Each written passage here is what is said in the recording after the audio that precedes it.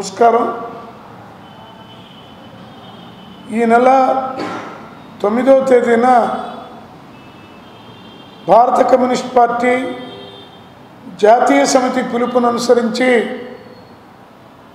9వ తేదీన అన్ని మండల కార్యాలయాల వద్ద డిమాండ్స్ డే నిర్వహించాలని పిలుపునివ్వడం జరిగింది.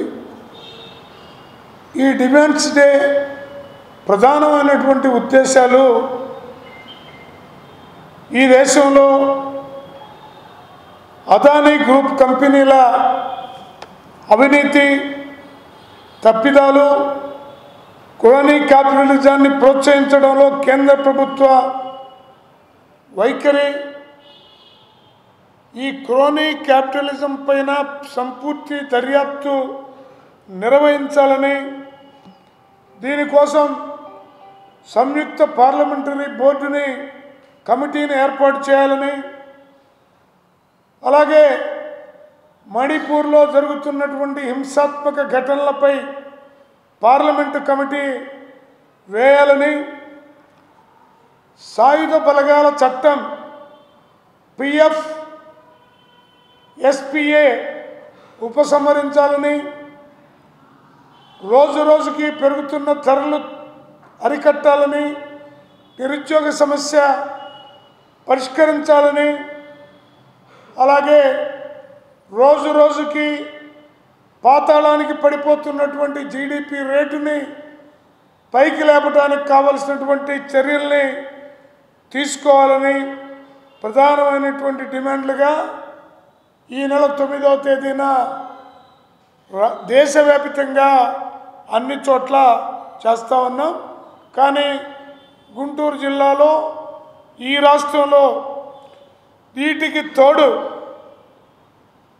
అదానీ న్యూయార్క్ ఈస్టర్న్ డిస్ట్రిక్ట్ కోర్టులో అదానీపై పెట్టబడినటువంటి కేసు,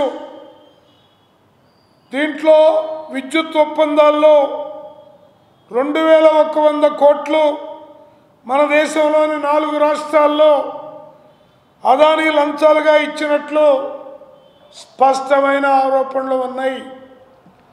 ఇందులో అత్యధిక భాగం మన రాష్ట్రంలో గత ప్రభుత్వంలో 1750 కోట్లు మన రాష్ట్రంలో ప్రభుత్వ హయాంలో ముడుపులు అందినట్టుగా సాక్ష్యాధారాలతో సహా తెలుస్తూ ఉన్నది.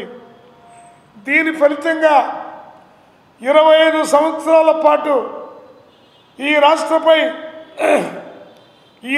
ప్రజలపై 1,00,000 కోట్ల రూపాయల మేర విద్యుత్ ఛార్జీల భారం మోపడం అనేది జరగబోతూ ఉన్నది.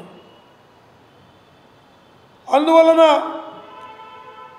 గత రాష్ట్ర ప్రభుత్వ హయాంలో అదానీతో చేసుకున్న ఒప్పందాలన్నీ రద్దు చేయాలని, కేంద్ర ప్రభుత్వ చిత్తశుద్ధి ఉంటే అదానీని తక్షణమే అరెస్ట్ చేయాలని, ఈ అవినీతికి బాధ్యులైన వారిపై కఠిన చర్యలు తీసుకోవాలని, అలాగే ఎన్డీఏ ప్రభుత్వం ఈ రాష్ట్రంలో